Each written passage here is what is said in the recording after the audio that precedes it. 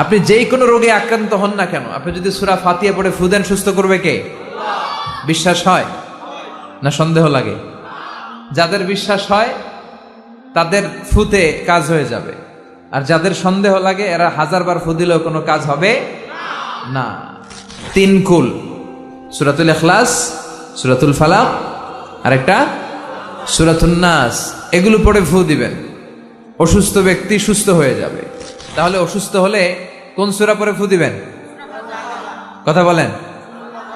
হুজুরের কাছে গেলে হুজুর এটা পড়েই ফু দেয়, প্যারাসিটামল 3 বেলার মতো। সব রোগের জন্য কোন সূরা? চিল্লায় বলতে হবে কোন সূরা? ফাতিহা। বিষ্ণু বলতেন হায়া চাকা কবলা মৌতিক, মৃত্যু আসার আগে জীবনকে কাজে লাগাও। এই জীবন আল্লাহর দেয়া সবচেয়ে দামি উপহার আমাদের জন্য, এটাকে যেন আমরা কাজে লাগাই। এরপর বিষ্ণু ইসলাম বললেন সিহহাতাকা কবলা মারাদিক কবলা সাকমিক, তোমার অসুস্থতা আসার আগে তুমি তোমার সুস্থ সময়টাকে ইসলামের পক্ষে কাজে লাগাও। আমরা যখন অসুস্থ থাকি তখন আমাদের কিছু করার ক্ষমতা থাকে? এই যে এখন আমরা সুস্থ যে রইলাম, আমাদেরকে সুস্থ রাখলো কে? এই সুস্থতার মর্যাদা যেন আমরা বুঝি। বিষ্ণু বলেছেন ইযা ইসতাআনতা ফাসতাইন বিল্লাহ, সাহায্য চাইতে হলে আল্লাহর কাছে চাও, কিছু চাইলে আল্লাহর কাছে চাও, সাহায্যের দরকার হলে একজনের কাছে হাত পাতো, তিনি কে? অনেকে কি দিয়ে ঝাড়ফুঁক করবে খুঁজে পায় না, আছে না নাই? আপনি সূরাতুল ফাতিহা পড়ে ঝাড়ফুঁক করবেন। অসুস্থ ব্যক্তির গায়ে সূরা ফাতিহা পড়ে ফু দিলে সুস্থ করে দেয় কে? রব্বুল আলামিন বলেন وَنُنَزِّلُ مِنَ الْقُرْآنِ مَا هُوَ شِفَاءٌ وَرَحْمَةٌ لِّلْمُؤْمِنِينَ وَلَا يَزِيدُ الظَّالِمِينَ إِلَّا خَسَارًا। আল্লাহ বললেন আমি কোরআনের মধ্যে শিফা রেখেছি, এই আল কোরআন আল কারীমের ভেতরে আমি আল্লাহ রহমত দিয়েছি। কোরআন পড়ে ফু দিলে অসুস্থ ব্যক্তিরে সুস্থ করে দেয় কে? আপনি যেই কোনো রোগে আক্রান্ত হন না কেন, আপনি যদি সূরা ফাতিহা পড়ে ফু দেন, সুস্থ করবে কে? বিশ্বাস হয় না সন্দেহ লাগে? যাদের বিশ্বাস হয় তাদের ফুতে কাজ হয়ে যাবে, আর যাদের সন্দেহ লাগে এরা 1000 বার ফু দিলেও কোনো কাজ হবে না। বিষ্ণু ইসলাম সূরা ফাতিহা পড়ে সাহাবাদেরকে ফু দিতেন, আবার সূরা ইখলাস, সূরা ফালাক, সূরা নাস পড়ে ফু দিতেন। মা আয়েশা যখন অসুস্থ হতেন আর এসে যখন বিষ্ণু ইসলামের কাছে বলতেন ইয়া রাসূলুল্লাহ আমি অসুস্থ, আপনি আমার জন্য দোয়া করেন, বিষ্ণু ইসলাম মা আয়েশাকে সূরাতুল ইখলাস, সূরাতুল ফালাক আর সূরাতুন নাস পড়ে হাতের মধ্যে ফু দিতে বলতেন, আর বলতেন এই হাতে ফু দিয়ে তুমি হাতটা মাথা থেকে পা পর্যন্ত মাসে করো, তোমার সুস্থ করে দিবে কে? আল্লাহ। এটার বলে 3 কুল, কুল আস-সালাসা। কি বলে? 3 কুল, সূরাতুল ইখলাস, সূরাতুল ফালাক আর একটা সূরাতুন নাস, এগুলো পড়ে ফু দিবেন, অসুস্থ ব্যক্তি সুস্থ হয়ে যাবে। আবু সাঈদ আল খুদরি রাদিয়াল্লাহু তাআলা আনহু, উনি একবার একটা সফরে বেরোলেন। উনি সফরের মধ্যে দেখলেন আরবের কিছু গোত্রের লোক এক পাশে দাঁড়িয়ে আছে, আর সবাই মিলে একজন লোককে মন্ত্র পড়ে ফু দিচ্ছে। তিনি বললেন কি হয়েছে তোমাদের? তারা বলল আমাদের নেতাকে সাপে কামড় দিয়েছে, বিষাক্ত সাপ, এত ভেনোমাস স্নেক, এটা আমাদের এই সর্দারকে আর বাঁচানো সম্ভব না, সে সাপের কামড়ে বিষাক্ত হয়ে এখনই মারা যাবে। আল্লাহ রাসূলের সাহাবী বললেন তোমরা কি করতেছো? সবাই বলল আমাদের যার যত মন্ত্র জানা আছে ফু দিচ্ছি। লোকজন পড়তেছে সুমন্তর সু কালিকুত্তার গু, এরকম এদেশে পড়ে না? হ্যাঁ, তো এগুলোতে কেউ সুস্থ হয়? কথা বলেন। আল্লাহ রাসূলের সাহাবী বললেন কোন মন্ত্রতন্ত্রে কাজ হবে না, আমার কাছে এমন এক জিনিস জানা আছে যেটা পড়ে আমি ফু দিব, সুস্থ করে দিবে কে? আবু সাঈদ আল খুদরি রাদিয়াল্লাহু তাআলা আনহু গেলেন, সবাইকে সরিয়ে তিনি সূরা ফাতিহা পড়লেন। উনি এর আগে জীবনে কখনো রুকিয়া করে না, এই ঝাড়ফুঁক করে না, এই প্রথম অন টেস্ট। কি করতেছে? অন টেস্ট করতেছে। উনি সূরা ফাতিহা পড়ে ফু দেওয়ার সাথে সাথে মুহূর্তের মধ্যে অসুস্থ ব্যক্তিটা সুস্থ হয়ে যায়।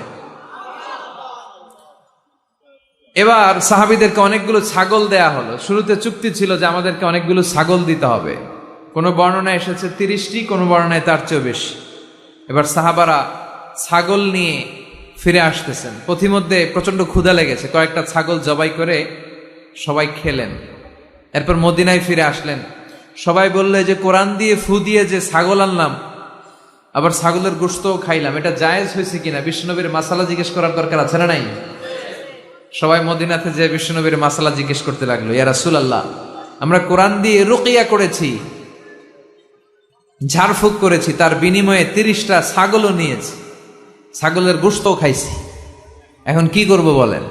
বিশ্বনবী বললেন, কিছু করা লাগবে না, আরো খাও, খাও, কোনো সমস্যা নাই, কারণ তোমরা কোরআনের দাম বাড়ায় দিছো, এটা জায়েজ হয়েছে। আর তোমরা ভাগ বটোয়ারা করে ছাগল নেওয়ার পরে ছাগলের গোশত কিছু থাকলে আমারও দিও। সুবহানাল্লাহ পড়বেন না? সূরাতুল ফাতিহা এটাকে বলে সূরাতুর রুকিয়া, সূরাতুশ শিফা। পৃথিবীর অনেক দেশে, মুসলিম দেশে, ওখানে আমি দেখেছি রুকিয়া সেন্টার আছে। কি সেন্টার? আর আমগো দেশে আছে কবিরাজির সেন্টার।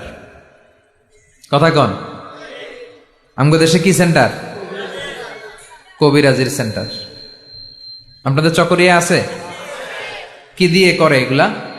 হ্যাঁ, গাছের পাতা টাতা, হ্যাঁ, গাছের ঔষধি গুণ সমৃদ্ধ বনাজি যেই গাছ আছে ওগুলোর ভেতর থেকে শিফা নেওয়া যাবে, সমস্যা নাই। কিন্তু ব্যাঙের ঠ্যাং, টিকটিকির লেজ আছে না নাই, এগুলো দিয়ে মন্ত্রতন্ত্র পরে তাবিজ দেয়, এগুলো নেওয়া যাবে?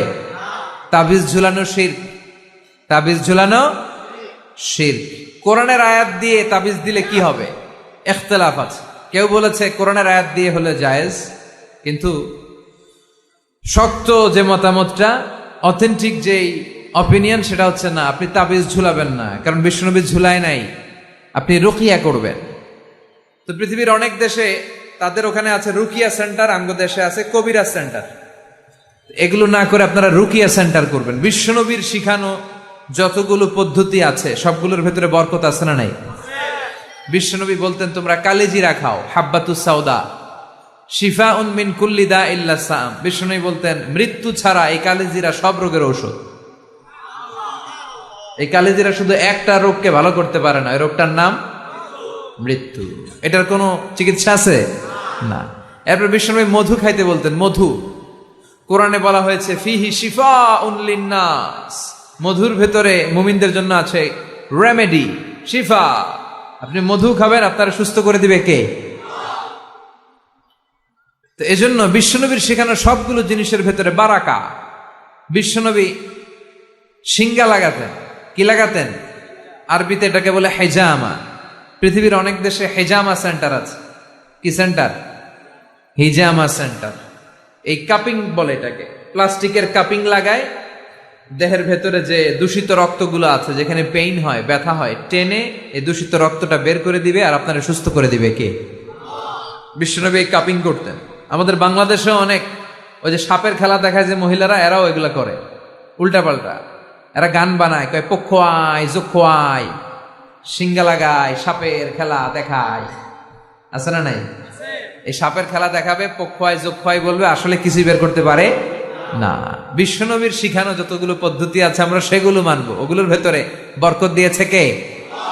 এখন গোটা বিশ্বের বিভিন্ন জায়গায় বিশ্বনবীর এই হেজামা, সিঙ্গা লাগানোটা, এটা ল্যাবরেটরিক্যালি প্রুভড হয়েছে যেটা স্বাস্থ্যকর।